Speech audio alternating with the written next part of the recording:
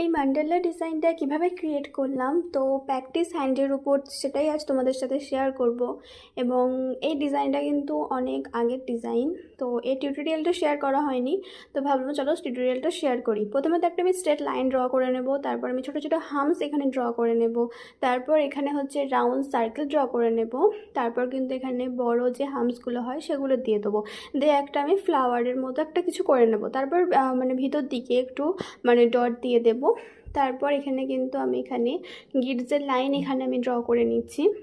তো দেখতেই পাচ্ছ তোমরা, প্রথমে একটার উপর একটা প্রথমে লাইন ড্র করে নিচ্ছি, তো তার ভিতরে ছোটো ছোটো আমি গ্রিডসের ডিজাইন দিয়ে দিয়েছি। তারপরে যে স্ট্রেট লাইনটা ছিল, তো সেই স্ট্রেট লাইনটাতে আমি ছোটো ছোটো হামস এখানে ক্রিয়েট করে দিয়েছি। এবং যে ফ্রন্টটা ছিল, তো সেখানে কিন্তু আমি এখানে রাউন্ড সার্কেল করে নিয়েছি। তো সেই রাউন্ড সার্কেল বরাবরের মতো আমি কিন্তু আরও দুটো ছোটো ছোটো রাউন্ড সার্কেল করে ছোটো ছোটো হামস করে কিন্তু এখানে ডট দিয়ে দিয়েছি। এবং তার মিডিলে যে গ্যাপটা ছিল, তো সেই মিডিলের গ্যাপটাতে আমি এখানে লিফ ড্র করে নিয়েছি, কারণ গ্যাপটা এখানে ফিল করতে হতো। তো মনে হলো যে এই যে লিফটা আছে, তো লিফটা এখানে ড্র করা যাক।